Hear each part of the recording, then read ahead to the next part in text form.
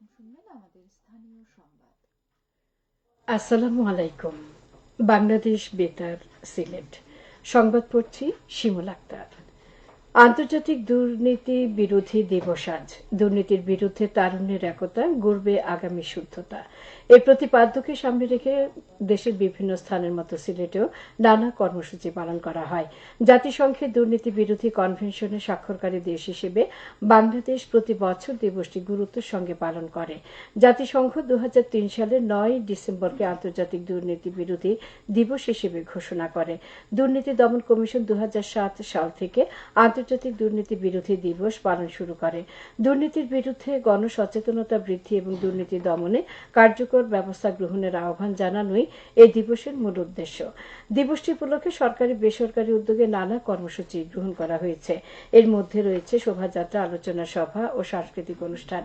এদিকে বিভিন্ন কর্মসূচির মাধ্যমে আন্তর্জাতিক দুর্নীতি প্রতিরোধ দিবস পালিত হয়েছে মৌলভীবাজারে। আজ সকালে সার্কিট হাউসের সম্মুখে প্রথমে জাতীয় দুর্নীতি দমন কমিশনের পতাকা উত্তোলন করা হয়।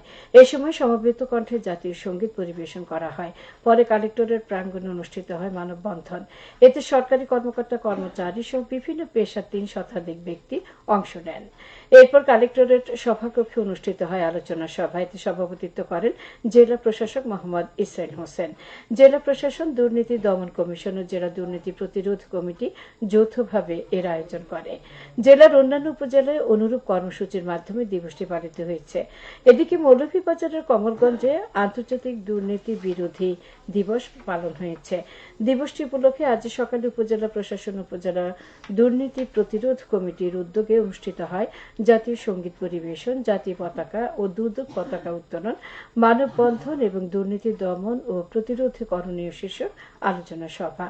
উপজেলা পরিষদ মিলনায়তনে অনুষ্ঠিত সভায় উপজেলা নির্বাহী কর্মকর্তা সহ সরকারি কর্মকর্তা, সাংবাদিক সহ বিভিন্ন পেশার শতাধিক মানুষ উপস্থিত ছিলেন। বেগম রোকেয়া দিবস আজ। নারী কন্যা সুরক্ষা করি, সহিংসতা মুক্ত বিশ্ব গড়ি। এই প্রতিপাদ্যকে সামনে নিয়ে দেশের বিভিন্ন স্থানের মতো সিলেটে নানা কর্মসূচি পালন করা হয়। বেগম রোকেয়া ১৮৮০ সালের ৯ ডিসেম্বর রংপুরের পায়রাবন্দ গ্রামে জন্মগ্রহণ করেন এবং ১৯৩২ সালের একই দিনে কলকাতায় মৃত্যুবরণ করেন। নারীর ক্ষমতায়ন ও শিক্ষা, আর্থসামাজিক উন্নয়ন, অধিকার ও সমতা ভিত্তিক সমাজ প্রতিষ্ঠায় বেগম রোকেয়ার অবদান ও নারী জাগরণের অগ্রযাত্রায় অন্তহীন প্রেরণার উৎস হিসেবে প্রতি বছর এই দিবসটি পালন করা হয়। দিবসটি উপলক্ষে সিলেটে বিভিন্ন কর্মসূচি পালন করা হয়। এদিকে দিবসটি উপলক্ষে র্যালি, আলোচনা সভা অনুষ্ঠিত হয়েছে মৌলভীবাজারে। আজ সকালে লেডিজ ক্লাব প্রাঙ্গণ থেকে বের হয় বর্ণাঢ্য র্যালি। পরে জেলা গার্লস গাইড কনফারেন্স হলে অনুষ্ঠিত হয় আলোচনা সভা। এ সময় বক্তারা বলেন, নারীর অন্তর্নিহিত শক্তিকে স্বীকৃতি দিয়েছেন বেগম রোকেয়া। বাঙালি মুসলিম নারীর শিক্ষায় অন্যতম পথিকৃৎ বেগম রোকেয়া। তিনি স্বপ্ন দেখতেন নারীরা একদিন শিক্ষা ও বিজ্ঞানের আলোয় উন্মুক্ত হবে। তার এই স্বপ্ন পূরণে নারী সমাজকে যুগান্তকারী ভূমিকা পালন করতে হবে। এতে বিভিন্ন শ্রেণী ও পেশার ২ শতাধিক নারী উপস্থিত ছিলেন। বেগম রোকেয়া স্মৃতি সংসদ ও মহিলা সমিতি যৌথভাবে এর আয়োজন করে। এদিকে কমলগঞ্জে আন্তর্জাতিক নারী নির্যাতন প্রতিরোধে পক্ষ ও বেগম রোকেয়া দিবস জয়িতা অন্বেষণে বাংলাদেশ শীর্ষ কার্যক্রমের আওতায় অনুষ্ঠিত হয় জয়িতাদের সম্মাননা প্রদান ও আলোচনা সভা।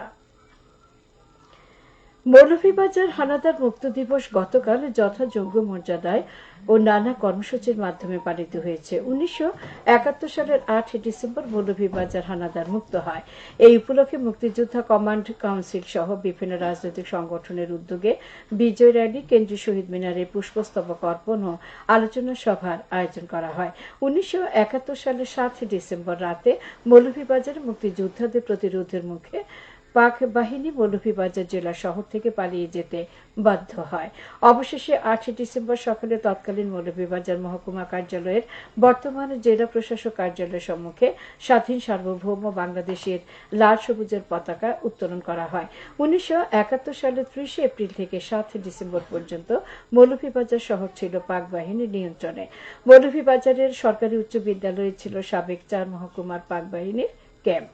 পাশাপাশি বর্তমান মৌলভীবাজার প্রাইমারি ট্রেনিং ইনস্টিটিউটটি ছিল পাক সেনাদের সিলেট বিভাগের সর্ববৃহৎ ব্রিগেড ক্যাম্প। সেখানে মুক্তিযোদ্ধা সহ নিরীহ লোকজনদের ধরে এনে হত্যা করা হতো। আজও এই মুক্তিযোদ্ধা টর্চার সেল হিসেবে প্রাইমারি ট্রেনিং ইনস্টিটিউটের স্থানটি কালের সাক্ষী হয়ে দাঁড়িয়ে আছে। আগামী ২রা জানুয়ারি খসড়া ভোটার তালিকা প্রকাশ করা হবে। গতকাল নির্বাচন কমিশনের এক সংবাদ বিজ্ঞপ্তির মাধ্যমে এই তথ্য জানানো হয়। বিজ্ঞপ্তিতে বলা হয়, যাদের জাতীয় পরিচয়পত্রে ভুল আছে তাদেরকে জরুরি ভিত্তিতে আগামী ২রা জানুয়ারির আগেই সংশ্লিষ্ট উপজেলা থানা নির্বাচন অফিসে গিয়ে ভুল সংশোধন করার জন্য অনুরোধ করা যাচ্ছে। খেলার খবর, ক্রিকেট। সিলেট আন্তর্জাতিক ক্রিকেট স্টেডিয়ামে আজ টি-20 তৃতীয় শেষ ম্যাচে সফররত আয়ারল্যান্ড নারী দল ৪ উইকেটে স্বাগতিক দলকে হারিয়েছে। প্রথমে ব্যাট করে স্বাগতিক বাংলাদেশ নারী দল ৭ উইকেট হারিয়ে ১২৩ রান করে। জবাবে ৬ উইকেট হারিয়ে ১ বল হাতে রেখে জয়ের লক্ষ্যে পৌঁছে যায় আয়ারল্যান্ড। সেই সঙ্গে আয়ারল্যান্ড ৩-০ ব্যবধানে জিতে নেয় সিরিজও। সবশেষে আবহাওয়া।